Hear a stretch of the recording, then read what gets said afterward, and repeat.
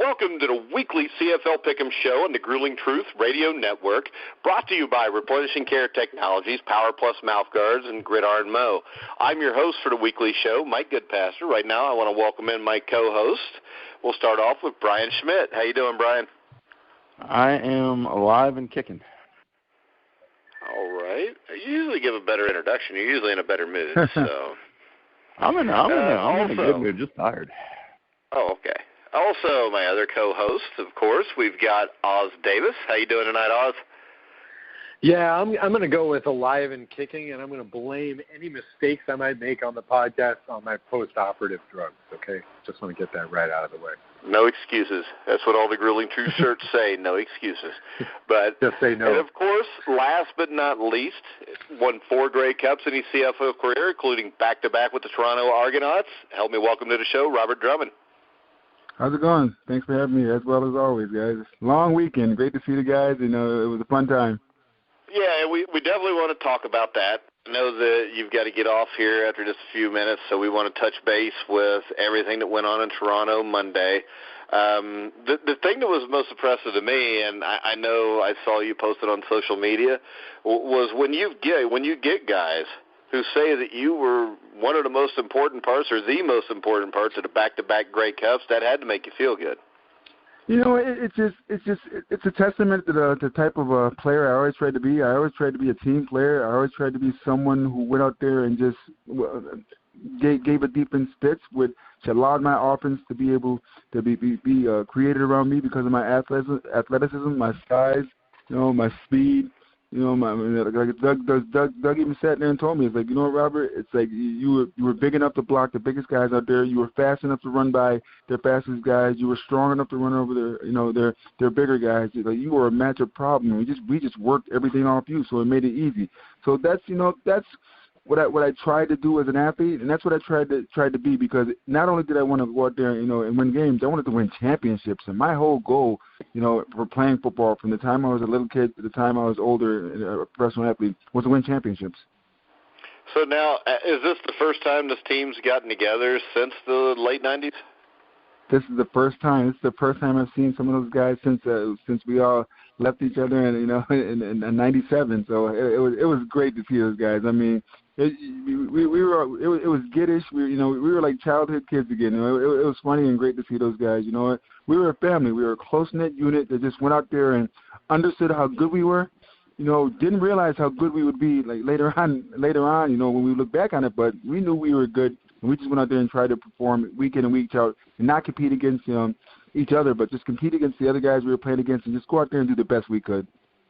Yeah, and that's kind of the great thing about football, because you play with those guys, and it was 20-some years ago, and, I mean, when you get together with them, it's almost like you guys had just seen each other the day before, wasn't it? It was, we had talked about it, what a fun time we had. Football should be about having fun, because football is a family, and those guys are my family. And we all said that we all had these numbers, but we still exchanged numbers.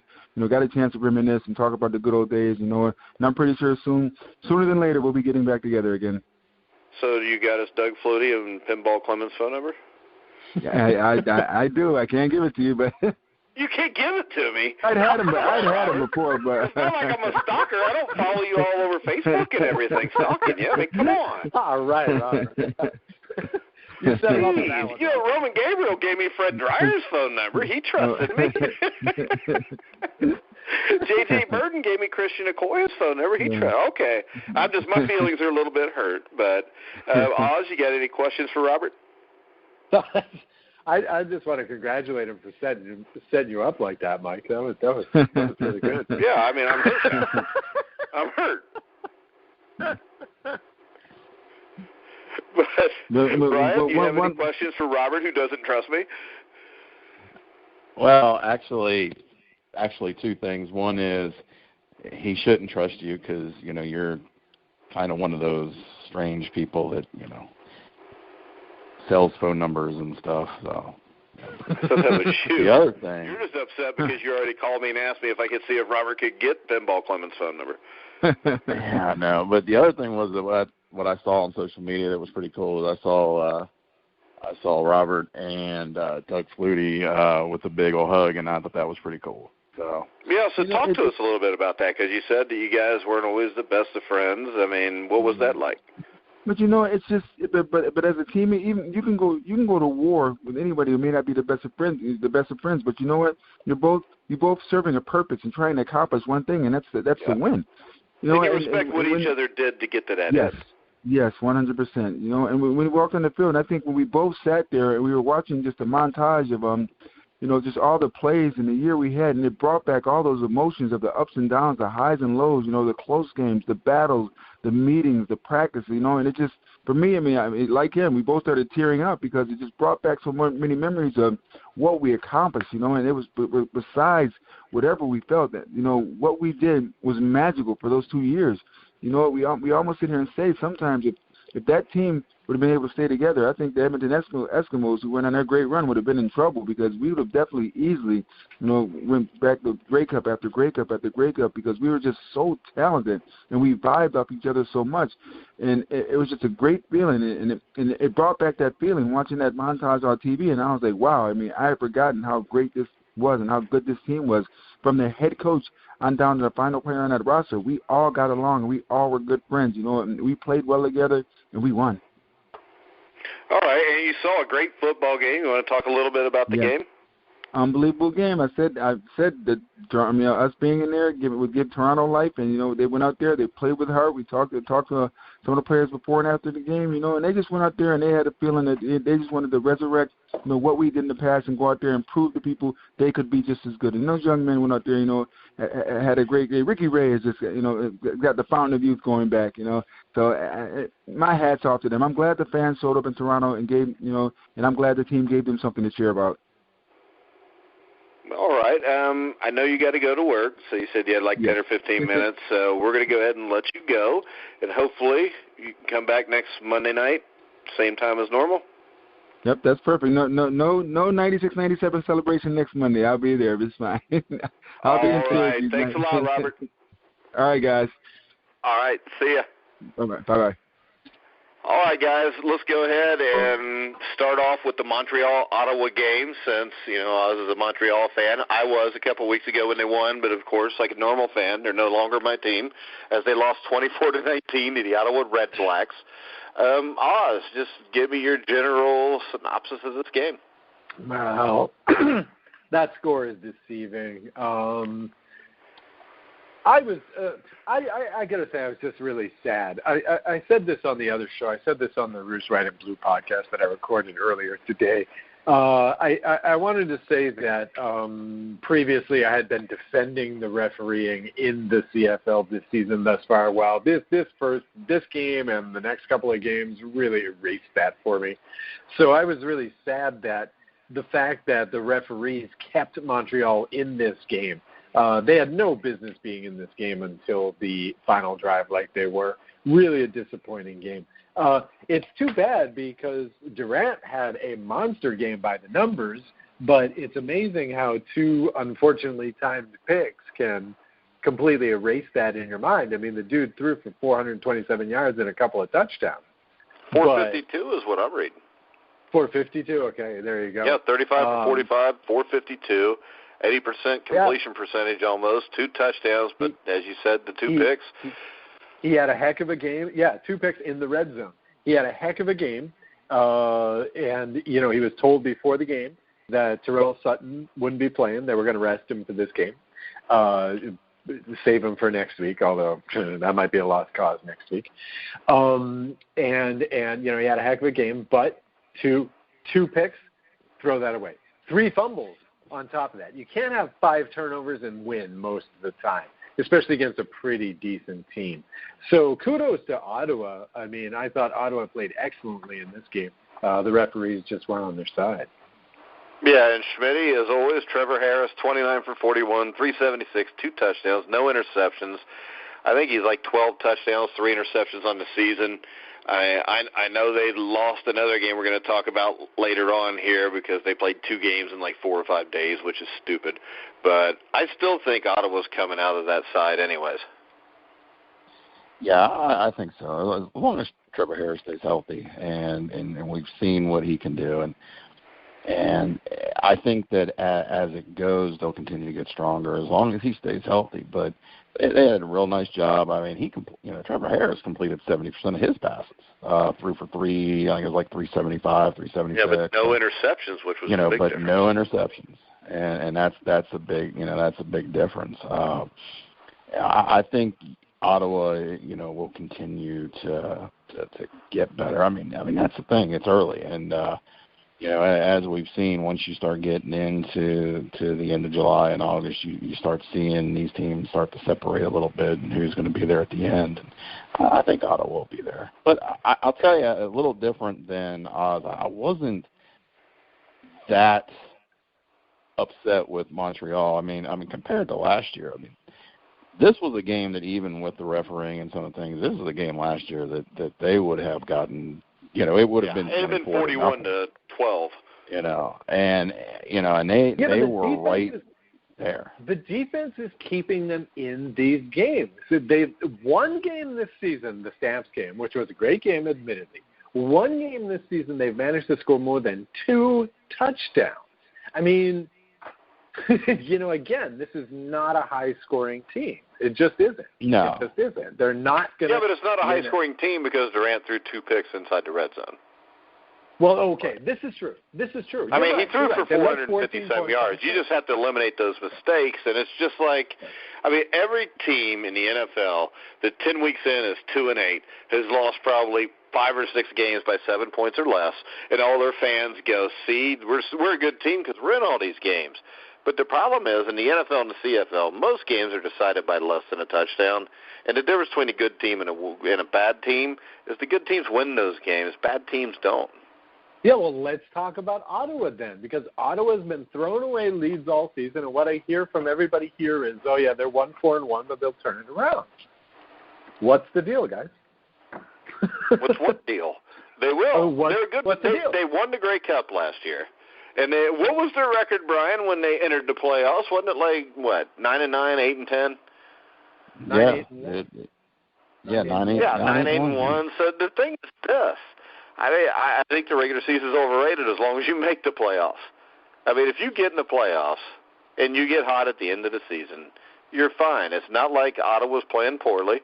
I think Trevor Harris, outside of Mike Riley, is playing as well as any quarterback in this league, better than most. We all know when it gets time and you get into the playoffs, you got to have a quarterback that can make big-time plays in that situation. Harris is that guy for them. So he always gives them a shot, and they've got weapons. They've been there before. That's why I assume Ottawa's turning around. And, let's face it, they lost in the last seconds to Toronto. We'll talk about that a little later. But the fact that they went to Toronto, and a huge night for Toronto, and had like 3 or 4 days to prepare and still damn near won the game, I think says a little bit too, because I think most teams, you're not going to be in the game till the end when a situation like that. Well, one of the things about Ottawa too is, and I could save this for the next game, but what the hell, let's do it now, is that they're on pace to allow 500 points and score 500 points. Now, you would figure that once the cold weather starts, 1 or 2 of these things will shift a little bit downward. But we'll see which one happens. But I'm still not overconfident in this defense. Are you? Are you, Brian?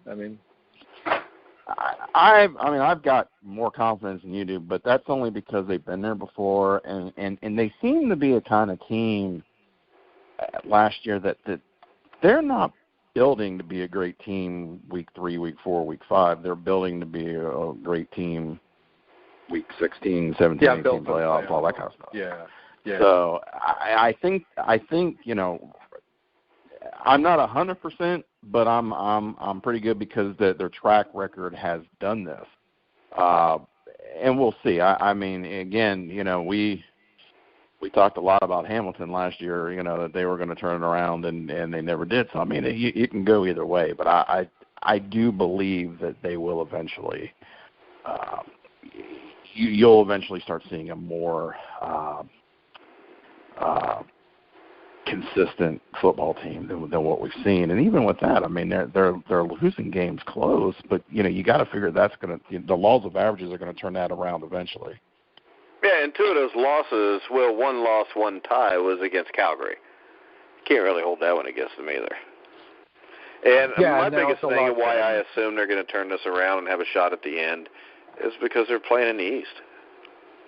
Oh yeah, of course. The East is still a crapshoot. We still don't know how good Toronto and Montreal are because they still appear to be incomplete teams. Ottawa does not. Yeah, they're definitely better teams than what they were. It's just, Can they sustain it the rest of the season? Right. I mean, as it stands, both of these teams should be very happy right now. They should, because we didn't expect either of these teams to be this good. All right, let's go ahead and move on to the Edmonton Eskimos' 31-28 win over the Hamilton Tiger Cats. Brian, this was much closer than we thought it would be. Yeah, it was, and what's funny is when you look at the stats. I mean, you look at Mike Riley. I mean, he threw for 350 yards, 3 touchdowns. It really didn't seem like it should be that close, especially Zach Collaros threw 2 interceptions. You just didn't think it would be that close, but really it was a very close game and very, very kind of surprising. I guess I was very surprised that it was as close as it was. All right, what was your takeaway, Oz?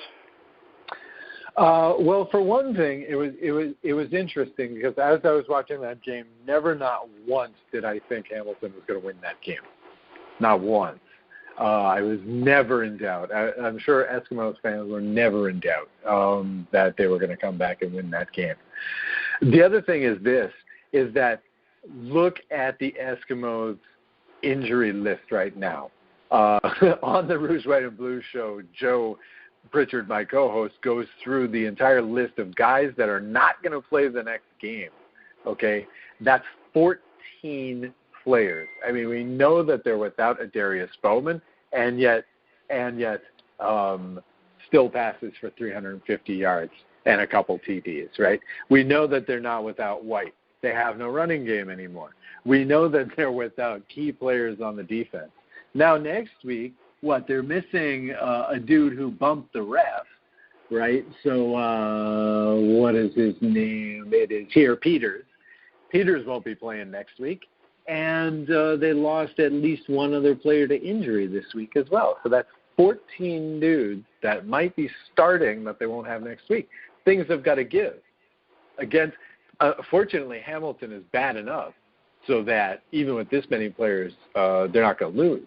The next week they get BC. I think they've reached a tipping point here. Yeah, I agree. Actually, they're just wounded. They're just too many holes, too many injuries right now. They'll be back. All right, that brings us to maybe the game of the week. The BC Lions 45-42 over the Winnipeg Blue Bombers. Travis Lulay has to be the story here. He threw a couple picks, Oz, but 404 yards, 28 for 43. Then you get Jeremiah Johnson running for 48 yards on 9 carries. Winnipeg basically gave this away to him, but BC was good enough to take advantage of it. Yep. This is that game that you show your friend who's American and who has not seen the CFL, right? This is that game of the week. This is the high-scoring pinball machine action game. Yeah, Winnipeg did give it away. You like BC, though. You like BC. This is BC ball. You go, you dig yourself the hole in the first half.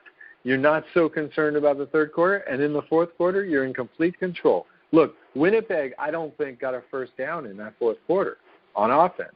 On defense, they didn't know what to do. They didn't know what to do against Lulay. Lulay made his mistakes in the first half. Second half played basically flawlessly. I mean, this is the thing about Winnipeg is that they're stuck in a division with 3 teams that have quarterbacks and that have offenses that love to play that fourth quarter, and they're not able to stop them. They weren't able to stop Calgary. They weren't able to stop Calgary last year. They weren't able to stop and the other thing, and I'm going to throw this to Brian real quick, it was the question I asked last week. Is that because of Matt Nichols? Because it seems like when they play teams that put up points like that, the fourth quarter is where they lose the game. And is that a product of Nichols maybe being more of a guy that just kind of runs the game instead of a guy that can actually take it over? It may very well be, because as much as I do like him, he puts up great stats, but this is not the first time that he's disappeared in the fourth quarter. This is not the first time where he's been asked, the ball in hand, hey, we got to make plays, let's go. We make play, we win this game, and not happen. So, very much could be, I'm starting to kind of get into that thinking that this may be a guy that he's going to be a great stat guy. He's going to be a great guy to manage the game, especially if they're winning going into the fourth quarter. But when he gets into these games where, and this was a great example. BC scored 18 points in the fourth quarter. Winnipeg didn't score a thing. And, you got to be able to, when teams are starting to build that momentum, you got to be able to, as an offense and as a quarterback, to be able to slow it down, slow that momentum. Hey, we got to go on a drive here. We got to get points. We got, 3 points, anything. And he struggles in that area. So that may very well be, he may very well be a guy that's just not going to be that kind of a quarterback. And we've already said, he's not a guy that you can win a Grey Cup with. All right, that brings us to the Saskatchewan Roughriders getting beat 27-10 by the Calgary Stampeders. The Stampeders were up 17-0 at halftime, basically cruised in the second half. Brian, I still think, I don't have them number one in the power rankings, but I still think Calgary's the best team. Who else has a quarterback like Bo Levi Mitchell? But then you can hand the ball off to Jerome Messam when he's not getting kicked out of games, and he goes 28 carries for 135 yards.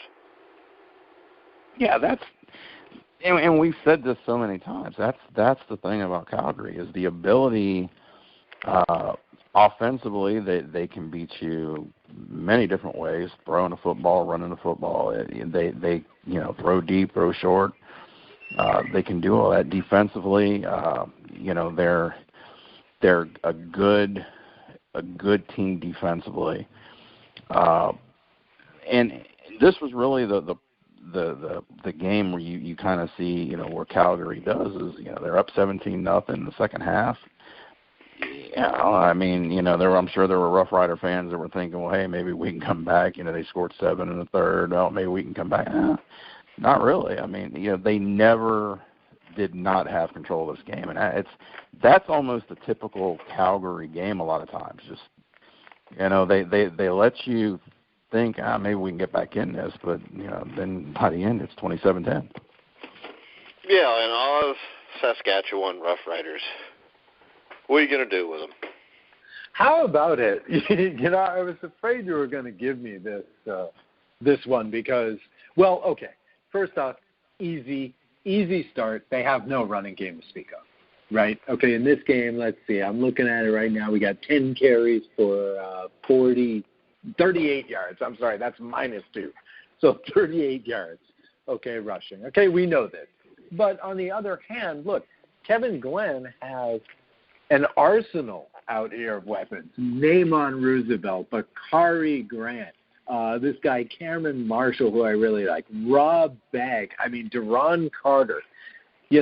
Guys who can catch the ball, guys who can play. I just don't understand. They didn't even put up a fight in this game. It was. So why are they only scoring 10 points with those weapons? I know it.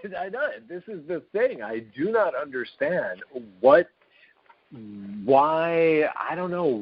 a winning formula cannot be derived here. Now, having said that, I think next week they have a better chance.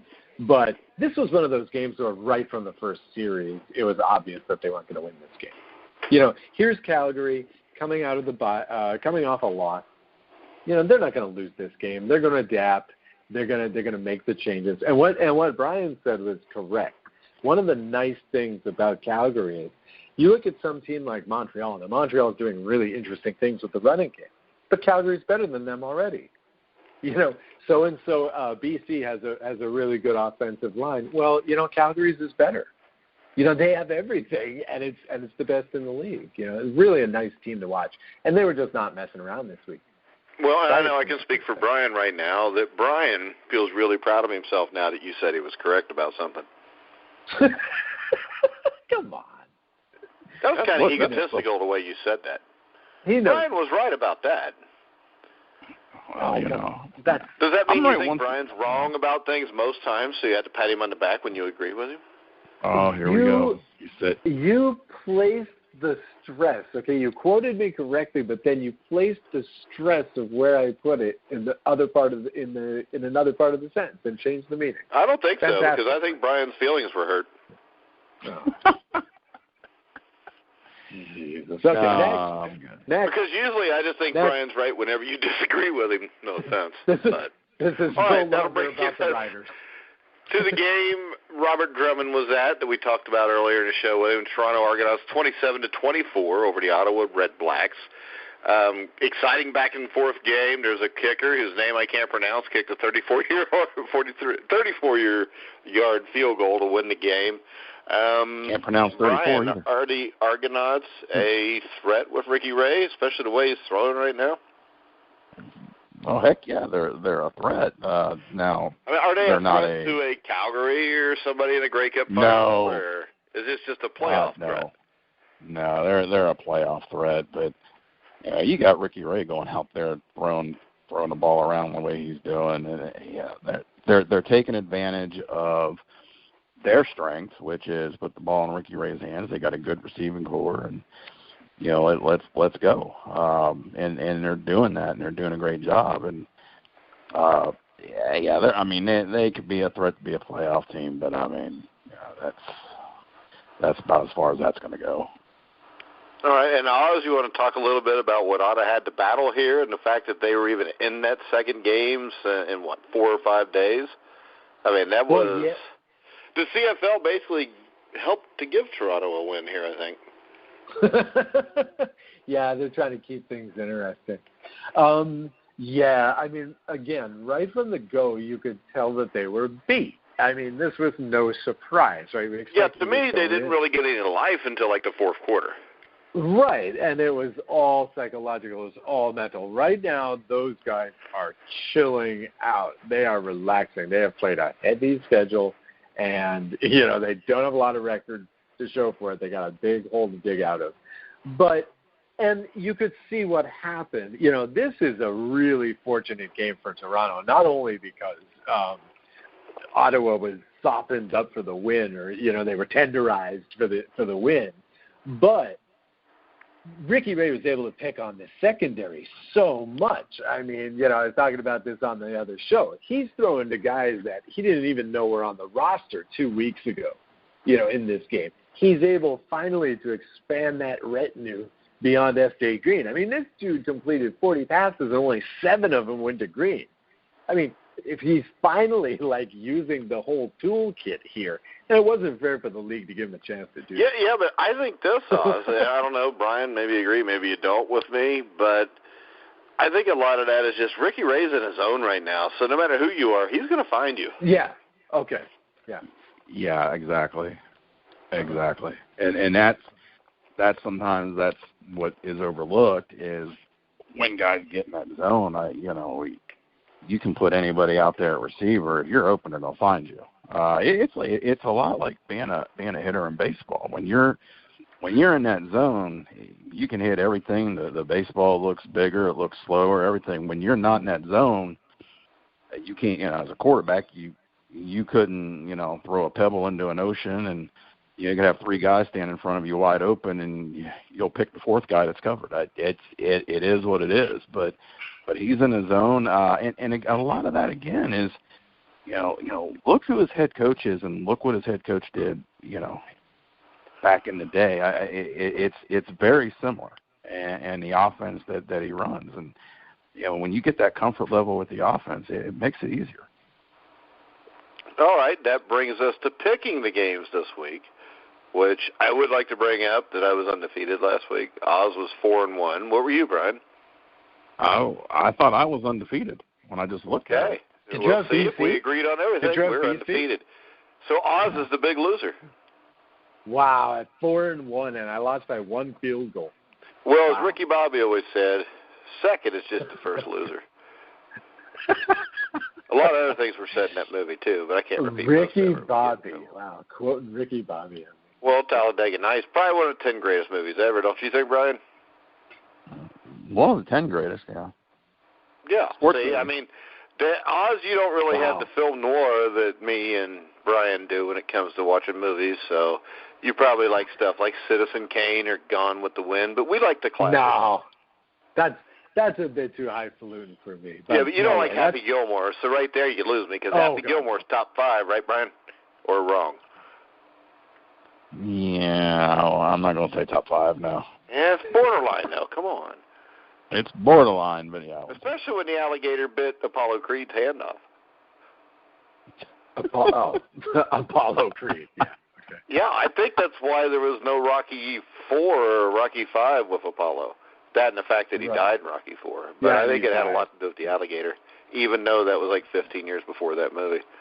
But, all right, we're going to pick games. Have we picked any games yet? I don't think we have. We've got Montreal at Winnipeg. Since the Alouettes are playing, we will let Oz pick first. Okay, so the Alouettes are 4.5-point underdogs. But look, right now I have no confidence in Montreal to score points. And the thing is, you guys were talking about Mr. Nichols there in Winnipeg and his stats. Well, here's a stat. Those guys scored 42 points and lost. Okay, that would have won you most games in the CFL so far this season. I think Winnipeg can run up the score despite a very good Montreal defense, and I don't think Montreal can keep up. I think Winnipeg's going to win big here. All right, Brian. I'm going to pick Winnipeg, but I don't think it's going to be big. I don't either. I think it will be a closer game. I think Montreal will score a few points. They just won't score enough. Yeah, I think Winnipeg wins 28-24. All right, that brings us to the next game. I'll start us off. The BC Lions against the Edmonton Eskimos in Edmonton. I'll start off. I think BC is going to blow them out. Oz, what do you think? Yeah, BC is an underdog in this game. So betting types, I'd take BC plus the 3. I think, again, Eskimos have reached the breaking point. Too many injuries. BC will take advantage. All right, Brian. I agree with both of you, but I am going to go with Edmonton in the upset. Wow. Now, wait a second. Wait a second. How can you pick Edmonton in an upset when they're a 3-point favorite? Yeah, they are. With all the injuries and everything, and I agree with everybody saying, but the one thing in this that will give them a chance, and I think they will win this game, Mike Riley, is the guy that plays quarterback. Okay. But the problem is this. The less and less weapons he has and the less defense he has because everybody getting hurt, it's got to catch up at some point. I agree, but I got a feeling. I got a feeling about this. Hey, real quick, Brian, Oz is trying to interrupt you. Oz, you want to go ahead and say something? Yeah, I just wanted to get this in there, too. Riley is fantastic and all that, but he's not going to go 18-0. And BC Lions, according to the Grueling Truth Power Rankings, are number 2 right now. This just feels like a loss to me. The BC Lions are number 2? Aren't they? In the Grueling Truth Power Calgary's Rankings? number 2. Oh, okay, number 3 then? You suck at editing. You don't even know what you saw. Sorry, man. Sorry. I blame it on the post-op drugs, man. I'm blaming it on the drugs. Yeah, but I mean, hell, we had that problem before you had surgery. Next game, Toronto at Saskatchewan, Brian. We're going to give you the toughest game to pick. Not a second I guess toughest, because the next one's even easier. Yeah, I would probably be drinking really bad if I were to pick Saskatchewan. So, yeah. So who are you picking? We'll go with Toronto. Because it is kind of late at night, so you never know. I'm going to go with Toronto also. Oz, you going to have some balls and pick Saskatchewan, or are you going to be a coward and pick Toronto? Absolutely. I'm going to have some balls and pick Saskatchewan. I'm picking Saskatchewan. Saskatchewan's a 2-point favorite in this thing at home. I think this is an equalizer. I think that they can put up some points against Toronto. I think this is going to be a pinball machine. The over/under on this thing is 54.5. I think they're going to beat that easy. I think this is going to be this is going to be the high-scoring game of the week, I think. But, yeah, I'll take Saskatchewan. All right. Absolutely. Now, do you have the balls enough to pick the Hamilton Ticats at Calgary? Absolutely not. No way. Line's 12.5. Calgary's going to do even more damage than that. I mean, Brian, you agree? Yeah, you can't possibly want to pick Hamilton in this. I mean, I'm going to go out on a small limb for Edmonton, but I'm not willing to jump the cliff for this one. So. Well, maybe I am, but I'm not. So I'm going to pick Calgary. And I know Oz is pretty pumped up about the Sean Paul halftime concert at the Edmonton, BC game, too. Oh, yeah. What makes you think that? I don't know. I don't even know who Sean Paul is, so I figured since I didn't know who it was, maybe you would. I thought he was the free agent that didn't sign with the Lakers. How do you get that out of Paul George? It's not even close. Oh, okay. Sorry. No, I have no idea who that is. You know who Sean Paul is, Sir Schmidt? He's some kind of hip hop guy from what I know, and I know he shows up at a lot of Toronto Raptor games. So that's about all I know. All right. Well, that's more than I know. So, all right, let's go ahead and wrap it up. Oz, do you have any final thoughts, questions, comments, commentaries? I'll find out who Sean Paul was. Wasn't he the Pope, actually, for a long time? Sean Paul? Pope yes, Sean Paul is the Pope, but I don't think this is the Pope because I think Sean Paul was like Sean Paul II. This is just Sean Paul. So this is probably the Pope's son. Okay, right, right, Pope Jr. And the other thing I wanted to close with is, Mike, I just wanted to say that you were correct about Ricky Ray finding targets in Toronto. All right, so me and Schmidt were both right once tonight, which me and Schmidt thinks we were, only wrong once. So, Brian, any final words? No, I have Was no there any final point words. tonight where you thought, wait, Oz really knows what he's talking about?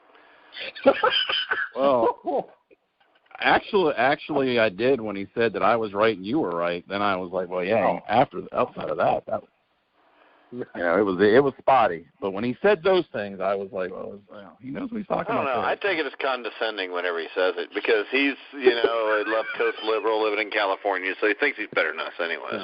Here we go. He probably doesn't even know what Skyline Chili is. Oh, I guarantee he doesn't know that.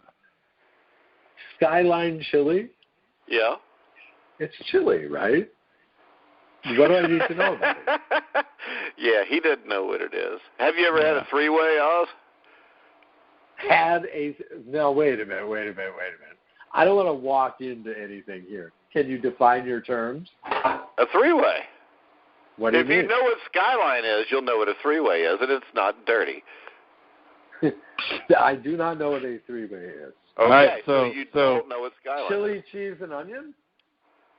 No. So your job is this week to look up Skyline Chili and to look up what a three-way is. Yeah, but you have to look it up by just putting in the Google search three ways. Yeah. Three ways in Cincinnati. Pleased to meet you. I was born yesterday. So, yeah. Or if you want to get really bad, you can look up three ways in Marion, Ohio, because you'll see some scary stuff then. Oh, my gosh. Okay. Yep, look up Skyline Chili and three-way, and then by next week you'll know exactly what it is. Yeah, and then you have to come back on here and describe to us what a three-way is. And do I need to describe Sean Paul doing a three-way? Yeah, you have to, yes.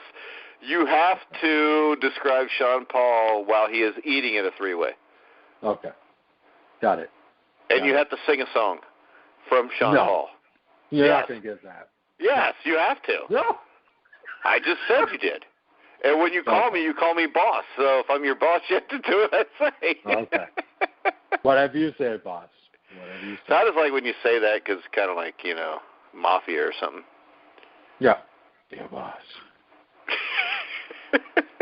All right, Brian, did we get to your final words, or did this just freaking deteriorate? Yeah, we got my final words, and then this whole show deteriorated downhill. I think the show deteriorated as soon as we introduced Oz, but what the hell? Yeah, but the highlights of the show were the fact that he said I was right and you were right. So, you know. Yeah, but that just made me feel bad because it always worries me when he agrees with me. Because last week he was the biggest loser. I mean, he missed a game. I blame those statements on the drugs as well. So this week, our only disagreement is BC and Edmonton, right? Me and Oz have BC, yeah. Schmidt's got Edmonton. No, we also split on Toronto, Saskatchewan, because I got Saskatchewan. You guys both have Toronto. Oh, okay, so that means I'll get the win. All right. All three of us. I'll either get the win or I'll tie with Brian. All three of us have different cards. Which makes it better because then it makes us both superior to you yet again. Oh, geez. We've done this show for, 26, 27 weeks. Oz has never won. Not once. Really? I don't think so. Brian, do you remember Oz ever winning on this? I don't ever remember winning on this, and I certainly remember that on the NFL Pick'em show that we will be doing soon. He, generally speaking, he took a. Oh yeah. It was bad. Oh no, I'm the worst at that. Oh, I'll tell you what. I remember who came in first, though. Yeah, I remember who was. I believe that was me. Somebody screwed up their Super Bowl pick, wasn't it? No, it was a conference. It was conference championship. You picked your Steelers, didn't you? When I went out, I went out on a limb, and the limb broke. You didn't go out on a limb. You were homering.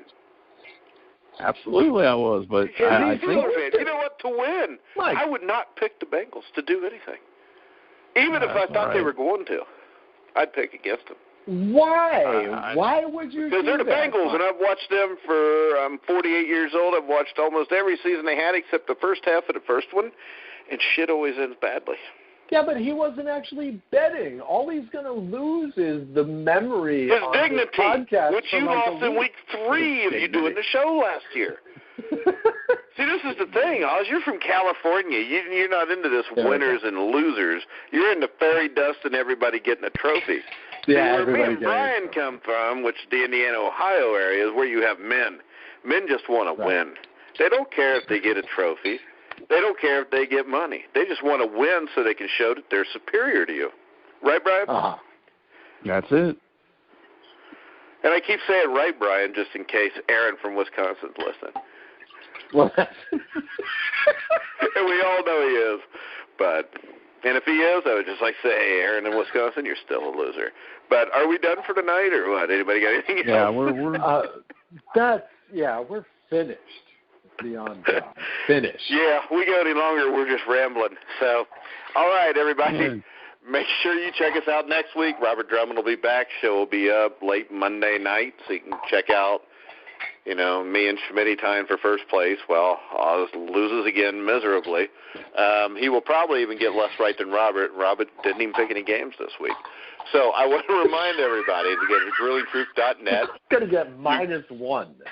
You can catch the CFL power rankings, which may or not be edited correctly since Oz didn't even know what the rankings were. Also, tomorrow there will be a power ranking of the top 9 quarterbacks in the CFL if Oz edits that tonight. And see, that saves me from calling you to tell you it's there. Also, we will have the NFL Pick'em Show coming up in a few weeks. We'll start that off probably the week before or the week of the last preseason games where we'll have a season preview show. So make sure you check that out. Mark Cooper from the Denver Broncos in the 80s will be back on that show with us also. I want to remind everybody to check out Replenishing Care Technologies. Of course, Power Plus mouth guards. Am I forgetting anybody? Gridiron Mo. And then we've got a new sponsor that will be coming on also, Oz, if you want to tell anybody about that, or do you not have that ready to go yet? No, we're not telling anybody about that just yet. Listen for it. All right. Yeah. Okay. Because you haven't done it yet. If you'd have answered my calls earlier this week, we would have had that taken care of. But I'm going to go ahead and let this go. Jeez. Airing out the dirty laundry, man.